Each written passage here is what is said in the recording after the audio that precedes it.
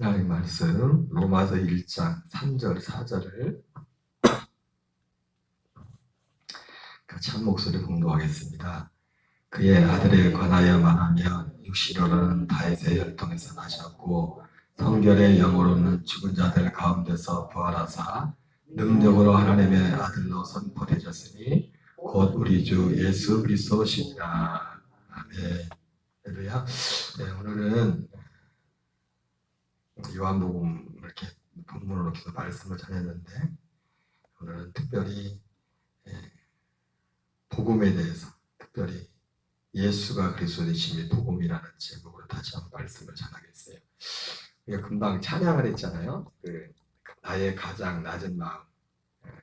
제가 옛날부터 되게 소리엘이 불렀던 것 같은데 되게 좋아하는 찬양인데 여러분 주님이 뭘 가장 기뻐하신대요? 이 찬양 가사에 응?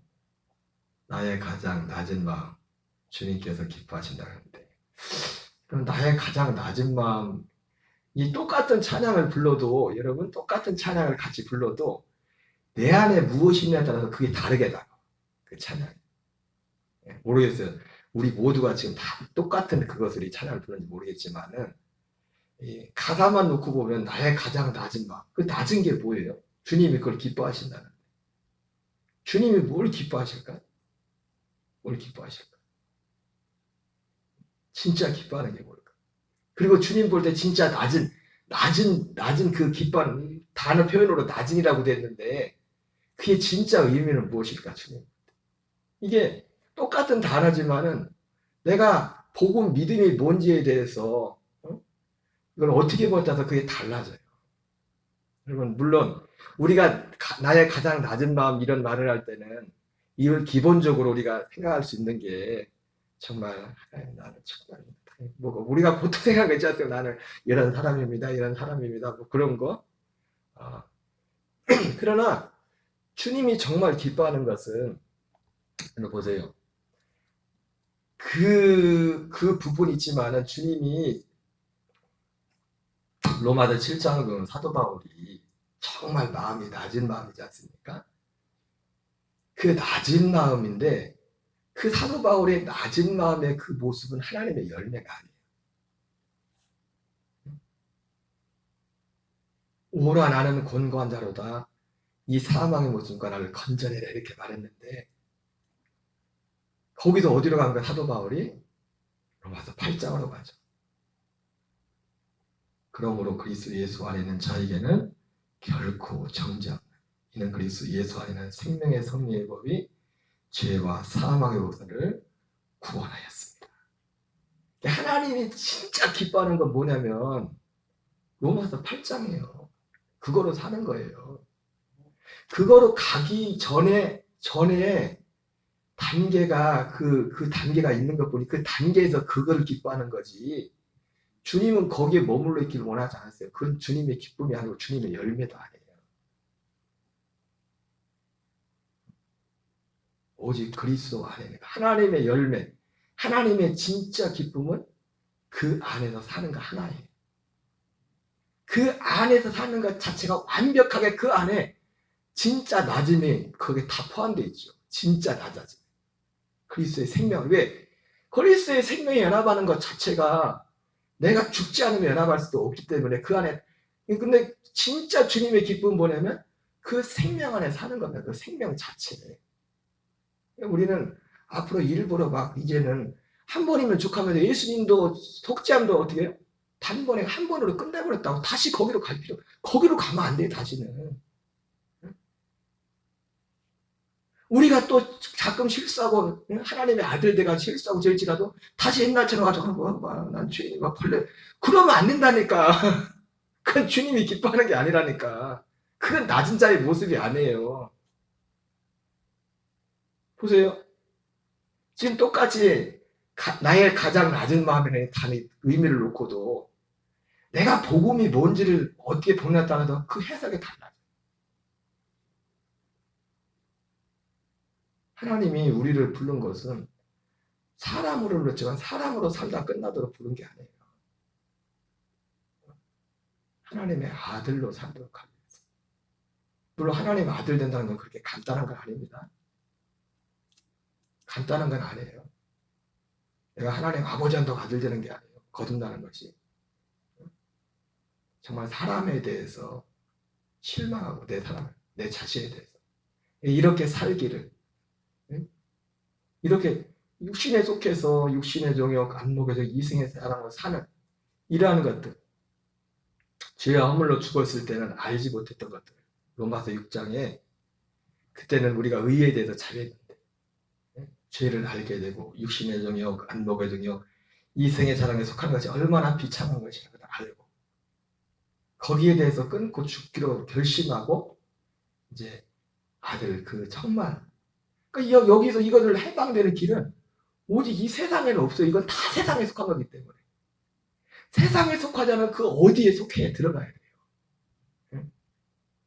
그 안에서. 그래서 요한 1세에서 말하는 거예요. 이는 세상에 속하는 것이 아니라 세상에 속하는 것이요 아버지께로부터 오는 것이 아니라. 그러니까 세상에 속하지 않은 것은 오직 아버지께 속한 것만, 아버지 안에만 세상에 속하지 않은 거예요. 그런데 예수님도 이 땅에 왔을 때 나는 세상에 속하지 않아, 이 세상에 속하지 않았다. 이 세상에 속하지 않았다. 그렇게 말씀했어요. 갑자기 찬양 부르다 생각이 나서 왜 이 말씀하고도 사실 다 관련된 거니까. 그래서 주님이 정말 기뻐하는 것은요, 우리가 이거 자식도 뭐 맨날 와가지고 찡찡찡거려. 뭐 부모가 뭘 좋아하겠어요? 자식 육신적으로도 자식이 맨날 와가지고 그거 좋아하겠어요?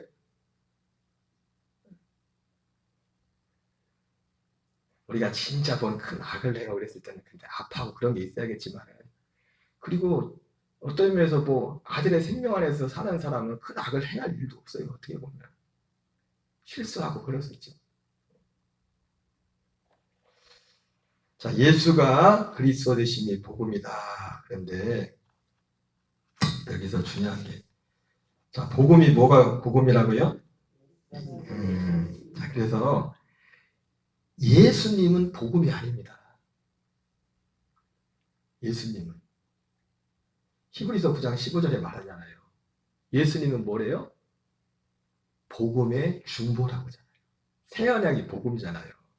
히브리서 9장 15절에 육체로 오신 예수님은, 육을 입은 예수님은 심지어 부활하신 그분도 복음이 못 돼. 완전히. 네. 부활하신 예수님도 우리를 구원할 수 없습니다. 그리스도가 되셔야 돼요. 그리스도가. 약속의 그리스도가 되셔야 된다. 왜? 복음이 그거니까. 그래서 예수님은 복음의 중보예요. 복음의 중보. 그리고 그리스도 되심이 복음. 그러니까 육체로 오신 예수님, 심지어 부활하신 예수님조차도 복음이 못되고 복음의 중보입니다. 복음은 뭐예요? 두 번째 오시는 그리스도. 그걸 그리스도라고 해요. 두 번째 우리에게 나타나시는 그분이 복음이다. 그래서 예수가 그리스도 되심이 복음이라는 거예요. 그러니까 제가 이 복음을 전하면서 제일 처음 했던 게 이단하잖아요. 모르겠어요. 지금은 이해했나 모르겠지만 우리 이병도 이사님이 이걸 이해를 못해가지고 뭔 예수가 그리스도는 그리스도지 뭐 예수가 그리스도지 복음이냐고 나한테는 안 하고 전사님한테 그랬나 봐. 지금은 모르겠어. 이 예수가 그리스도 되심이 복음이라는, 제가 오늘 집사람하고 얘기하면서 아까 예배 전에 이거 다 한 사람씩 물어볼까? 얘기 설명해 보라고. 예수 그리스도 되심이 복음이라고 설명해 보라고 했는데 이게 딱 저도 오늘 뭘 책을 본 것도 아니고 그냥 나도 그냥 이렇게 하고 나 혼자 생각해 본 거, 그래서 지금 설교하는 거예요. 내 안에 정리된, 내가 예수가 그리스도 되심이 복음이라고 했는데 정말 예수가 그리스도 되심이 복음이 뭐냐, 이 의미가 뭐냐. 그래서 그런 거예요. 예수님은 복음이 아니라 뭐라고요? 복음의 중보예요. 심지어 부활하신 예수님조차도 복음의 중보예요. 아직 복음이 안 되셨어요. 복음. 죽으심과 부활이 너무나 중요한 거지만 그것으로 복음이 온전히 될 수가 없어요. 복음이 되려면 그분이 그리스도가 되셔야 돼요. 그리스도가. 두 번째 나타나시는 히브리서 9장 28절 말씀은 이와 같이 그리스도도 많은 사람의 죄를 담당하시려고 단번에 들이심받으셨고 죄와 상관없이 구원을 위하여 죄와 상관없이 자기를 바라는 자들에게 두 번째 나타나십니다. 바로 이 두 번째 나타나시는 그분은 그런데 육체로 오신 예수님도 그렇고 부활하신 예수님도 눈으로 볼 수 있었잖아요. 그잖아요. 그러죠.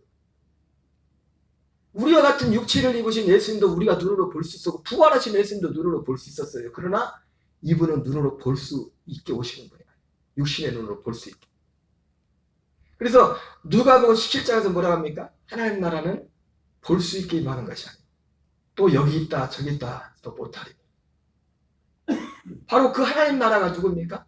두 번째 나타나시는 그리스도예요. 두 번째 나타나시는 그리스도. 그분이 오셔야 두 번째 나타나시는 그분을 만나야 그게 구원이라. 그게 복음이라.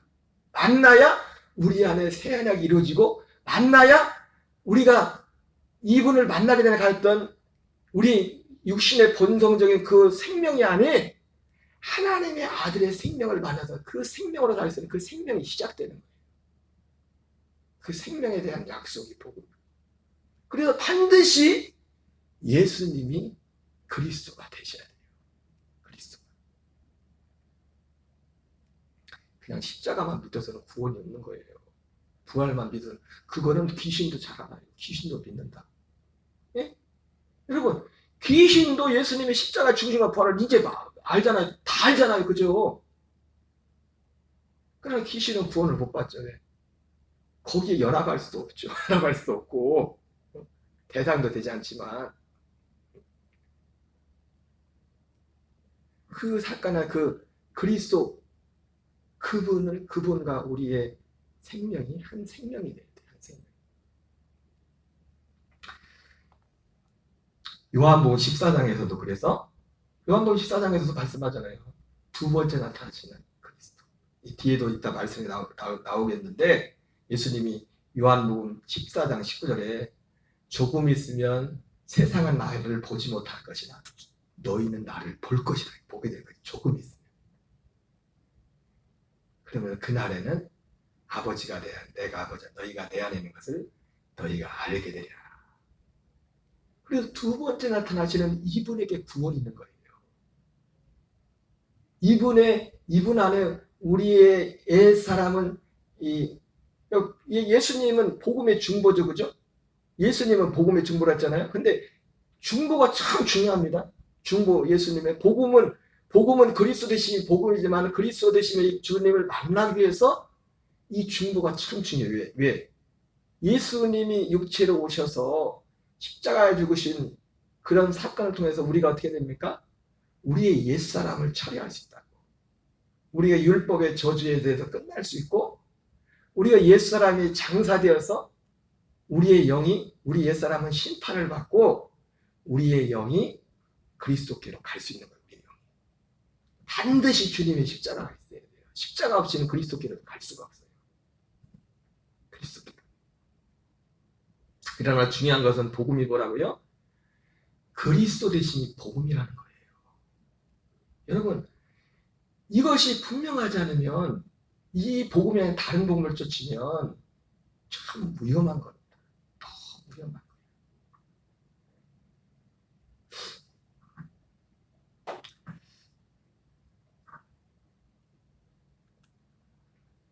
예수가 그리스도 되심이 복음입니다. 자 그러면 복음이 뭔가 첫 번째 제가 예수가 그리스도 되심 복음이다 해서 그냥 간단하게 그냥 생각난 걸 정리해봤어요. 다 아는 내용이지만 그럼 복음이 뭐냐? 그리스도 되심이 복음이라고 했는데 그리스도가 복음입니다. 두 번째 나타나신 그분이 복음이라고. 육체로 오신 예수님은 또 부활하신 예수님은 심지어 승천하셔서 대제사장이신 예수님도 복음의 중보예요. 중보. 예, 대제사장 되셔서 우리 죄를 속하잖아요. 여러분 죄사함이 복음이 아니라 죄사함이 복음의 중보라고요. 죄사함을 받아야 복음. 응?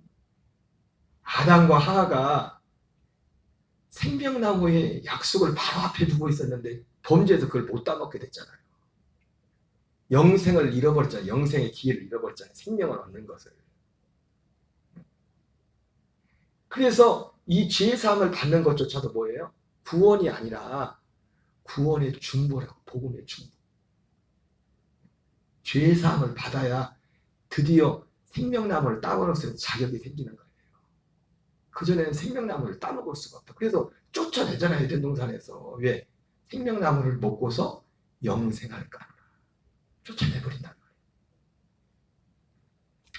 하나님의 아들됨에 대한 창세전 약속이 복음입니다. 복음. 예수가 그리스도신 복음이라고 할 때 생각날 때 복음이 뭐냐? 하나님의 아들됨에 대한 창세전 약속. 에베소 1장 3절 5절 읽겠습니다. 시작. 찬송하리로다. 하나님 곧 우리 주 예수 그리스도의 아버지께서 그리스도 안에서 하늘에 속한 모든 신령한 복을 우리에게 주시되 곧 창세전에 그리스도 안에서 우리를 택하사 우리로 사랑 안에서 그 앞에 거룩하고 흠이 없게 하시려고 그 기쁘신 뜻대로 우리를 애정하사 예수 그리스도로 말미암아 자기의 아들들이 되게 하셨으니, 바로 자기의 아들들이 되게 하는 창세전, 하나님의 아들됨에 대한 창세전 약속이 복음입니다. 디도서 1장 1절 3절도 똑같은 말씀을 합니다. 같이 읽겠습니다. 하나님의 종이요 예수 그리스도의 사도인 나 바울이 사도된 것은 하나님이 택하신 자들의 믿음과 경건함에 속한 진리의 지식과 영생의 소망을 위함이라. 이 영생은 거짓 없으신 하나님이 영원 전부터 약속하신 것인데 자기 때에 자기의 말씀을 전도로 나타내셨으니 이 전도는 구주 하나님이 명하신 대로 내게 맡기신 것이라. 예, 바로 이 복음은 영원 전부터 있었던 영생에 관한 약속이 복음입니다. 이 영생이 뭡니까? 하나님의 아들의 생명이에요. 하나님의 아들의 생명을 가는 영원히 사는 생명이 아니라. 그래서 사도 요한은 이 영생이란 단어와 생명이란 단어를 똑같이 쓰고 있어요. 똑같이 씁니다.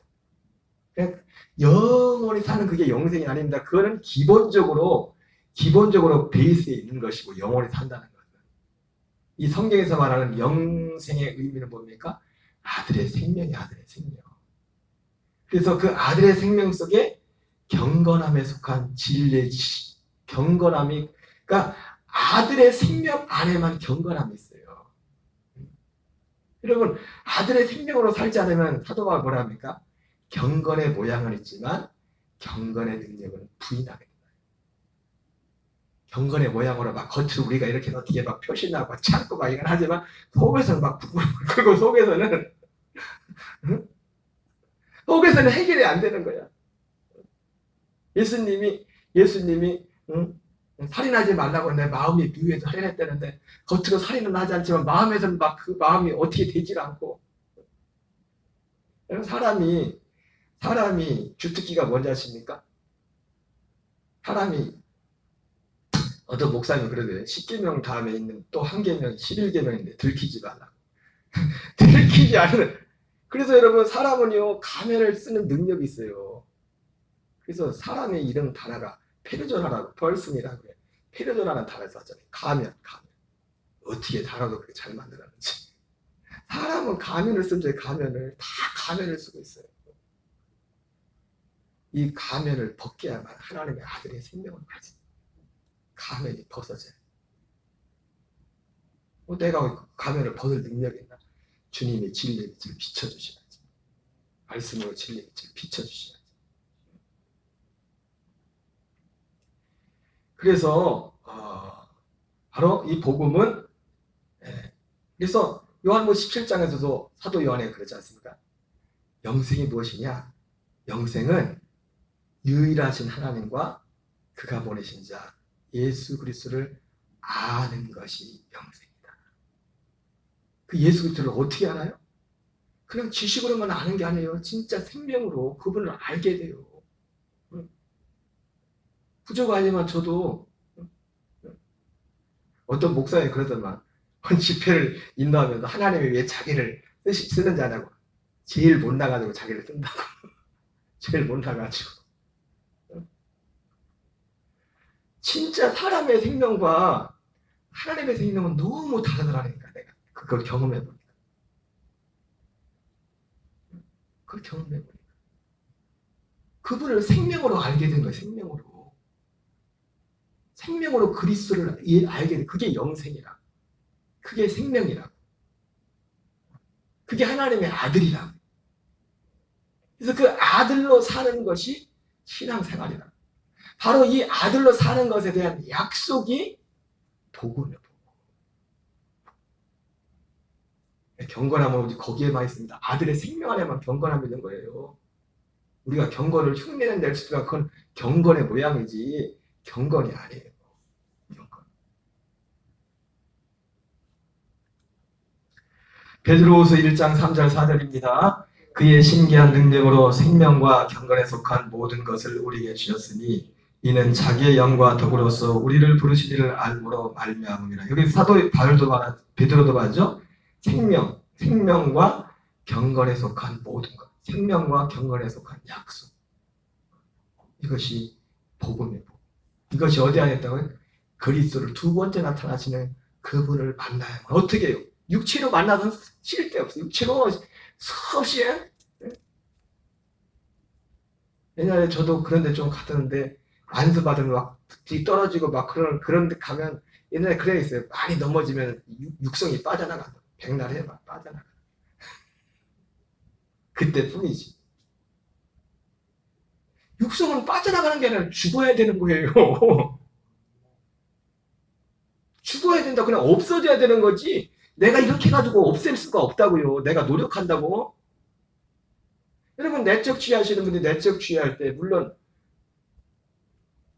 이해는 해요. 뭘 고백을 하고 자꾸 이렇게 하라. 어떤 단계에서는 필요하죠. 근데 그런다고 그게 처리가 되는 게 아니에요. 그거는 옛사람은 고쳐야 되는 게 아니라 죽여버려야 되는 거예요. 없애버려야 되는 거예요. 돌을 닦아서 되는 게 아니라고요.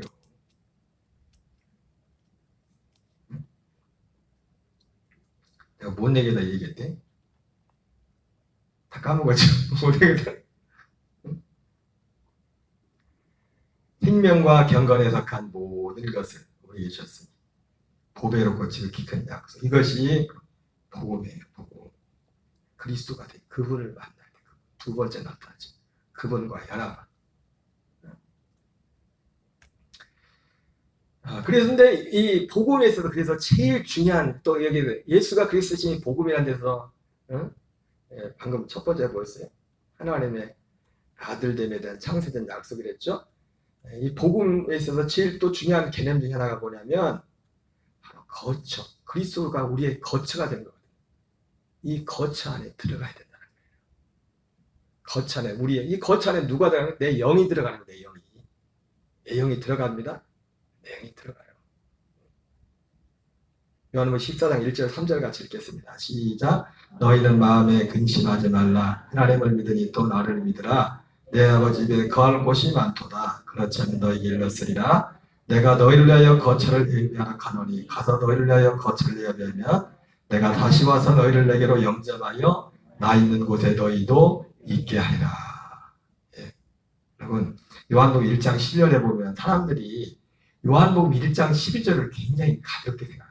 영접하는 자 곧 그 이름을 믿는 자들에게는 하나님의 자녀가 되는 권세를 주셨습니다. 그 말씀만 보면 꼭 하나님 자녀가 되는 권세가 나한테 달린 것 같다. 내 결정에. 내 주님 영접합니다. 내 결정에 달린 게 아니라 주님이 결정해 줘야 돼요. 주님이 우리를 그 안으로 우리를 들어와 해줘야 돼요. 들어와 해줘요. 그러잖아요. 아무나 여기 거치에 들어가는 게 아니잖아요. 그래요? 안 그래요? 아니 아브라함에게도 하나님이 아들 약속했지만 아들이 바로 아브라함에도 바로 생기지 않았다고요. 반드시 할례 후에 그 다음. 그러니까 내가 주님을 영접한 하나님의 자녀가 된다는 것은 사실 우리가 그 요한복음 1장 10에 하나님의 자녀가 된다는 걸 우리가 너무 이게 단순하게 보고 있지만 이 요한복음 14장 1절 3절이 이렇게 이루어지는 거예요. 이 내용이 이루어지는 거라고. 이게 하나님의 자녀가 되는 거라고. 하나님의 아들이 되는 거라고. 내가 너희를 위하여 거처를 예비해. 이 거처가 누구예요? 두 번째 나타나시는 그리스도, 그분이 거처란 말이에요. 그분이 거처. 가서 너희를 위하여 거처를 예비하면 내가 다시 와서 너희를 내게로 인접하여 나 있는 곳에 너희도 있게 하리라. 19절 20절 같이 있습니다. 죽음이 있으면 세상은 다시 나를 보지 못할 것이로되 너희는 나를 보리라. 아까 말씀드렸죠. 예수님이 가시면서 죽음이 있으면 세상은 다시 나를 보지 못할 것이로되 너희는 나를 보리니. 예. 어떻게 보여? 예수님이 지금 말씀하시는데 지금 있는 예수님의 그 모습을 보는 게 아니에요. 그 모습을 보는 게 아니에요. 제가 오늘 새벽에도 이런 계속 말씀드리지만 여러분 진짜 영안이 열리는 건 뭐예요?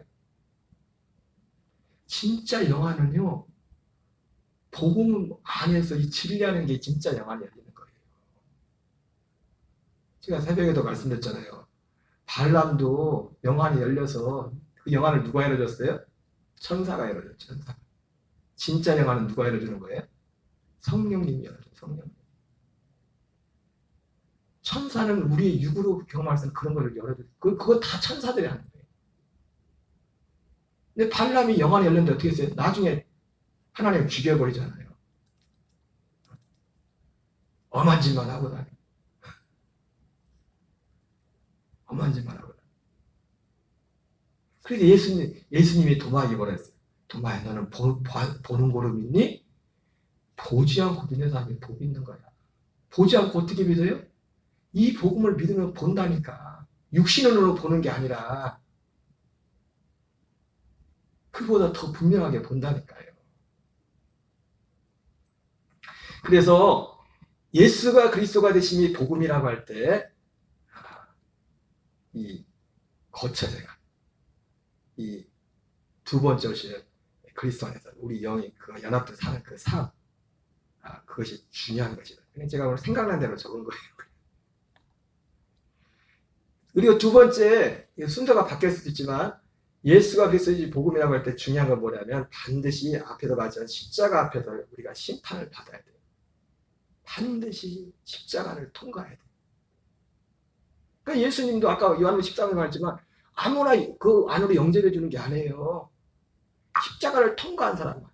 그리고 누구만 이 십자가를 통과합니까? 그 안에서 살기를, 응? 마태복음 13장 44절 말씀처럼 천국은 마치 밭에 감추인 포와 같으니 그 천국이 뭐냐면 하나님 나라, 그리스도. 그 안에서 진짜 살고 싶은 사람은 어떻게 합니까? 자기의 죽음을 선택을 한다고 해요. 기꺼이. 주님이 그 약속, 그걸 믿기 때문에, 그걸 원하고 그걸 믿기 때문에 어떤 대가를 치르더라.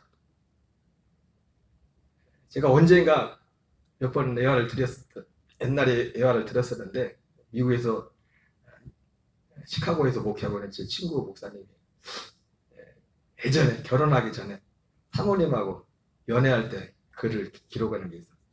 페이스북에 올려놓은 게 옛날에 있었는데, 옛날 얘기를 페이스북에 올려놨더라. 뭐냐면, 평택에서 겨울에 사모님하고 이제 약속을 했는데, 어떻게 된 건지, 그때는 삐삐가 있을 때가고, 그때쯤 됐나봐요. 삐삐. 응? 그때 시티폰도 있었죠. 시티폰, 삐삐가. 연락하기가 참 힘든 상황인데, 시간과 약속을 했는데, 그날 눈이 많았는지 어떻게 교통이 지체돼가지고 약속 시간에 사모님이 오지 않는 거예요. 근데 1시간인가 2시간을 기다렸다더라고요. 1시간인가 2시간을 기다렸는데, 그러면서 결국 왔을까 안 왔을까요? 왔겠죠. 이제 기다리는 사람이나 온 사모님이나 똑같은 믿음으로 기다리고 왔을 거예요.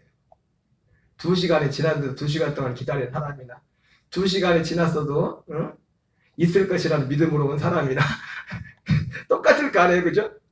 근데 그 내용이 그런 내용이었어요. 그럼 어떻게 기다렸냐?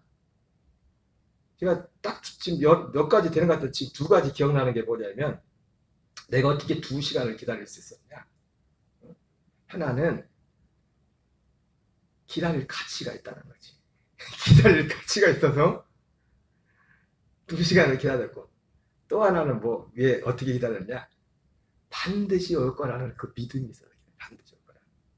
반드시 올 거라.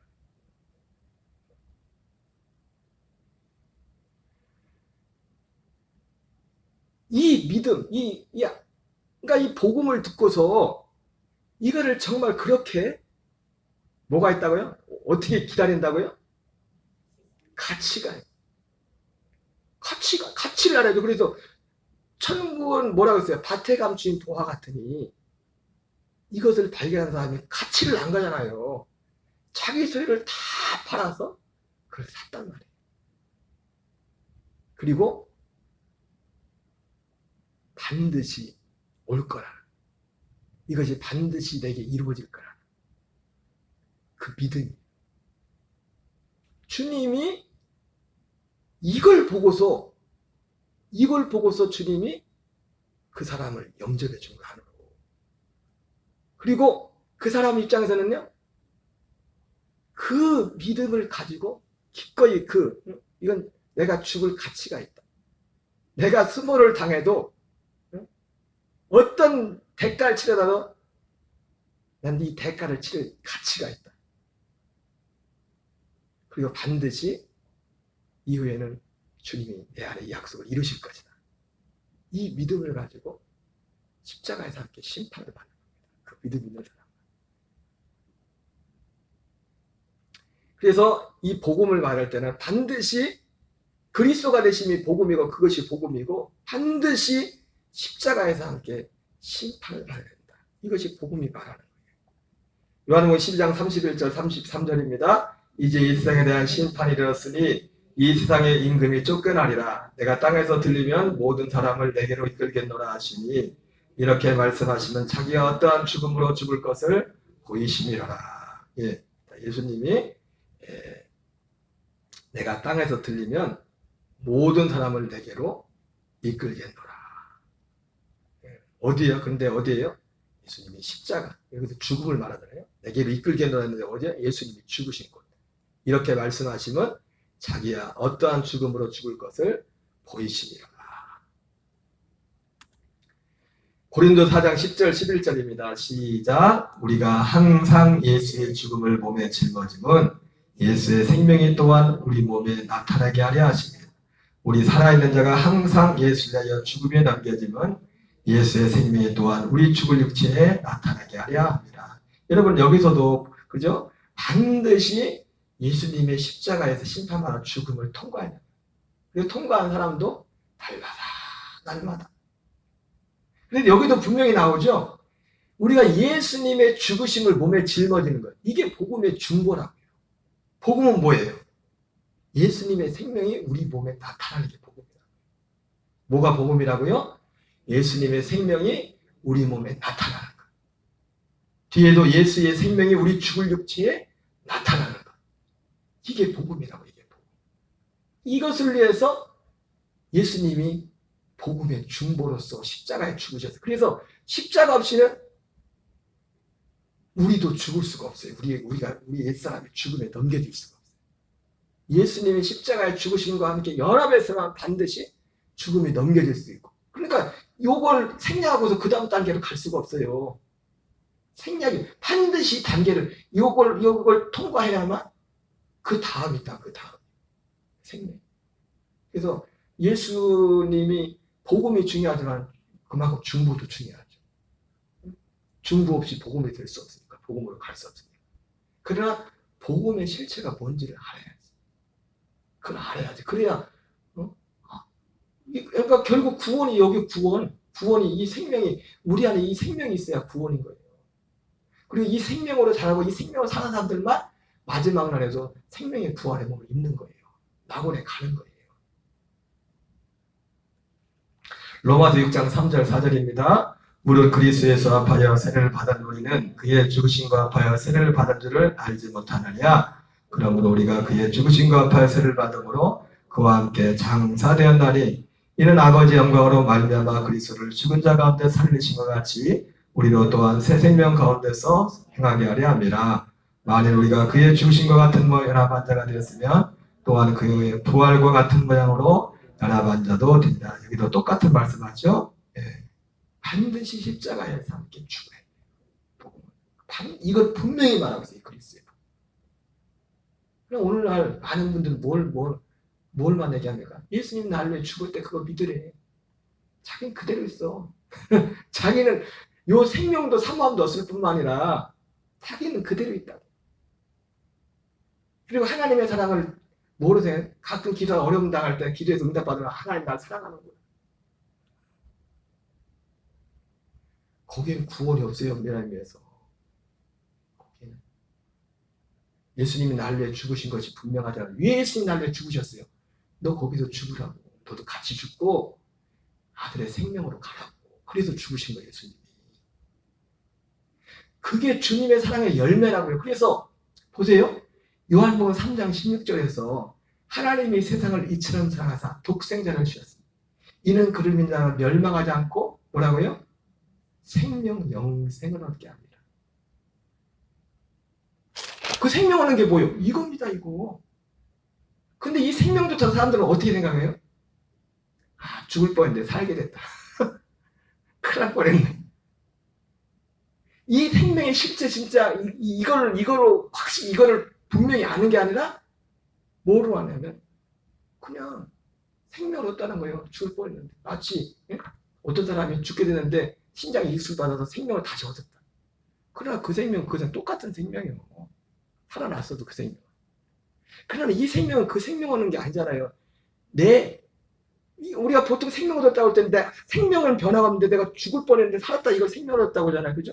근데 그 생명이 아니라 전혀 다른 아들의 생명을 얻는 거라고요. 아들의 생명을. 아들의 생명. 그래서 예수가 그리스도 되시니 복음이다. 여기까지만 하겠다. 그래서 시간이 긴.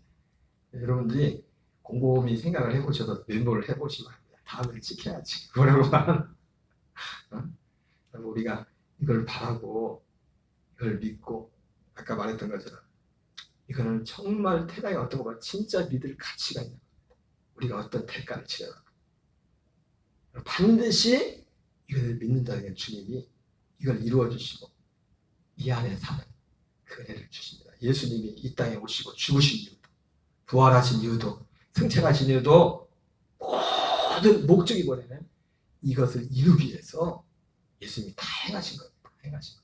이것이 복음. 그래서 무엇이 복음이라고요? 예수가 그리스도 되시니 복음.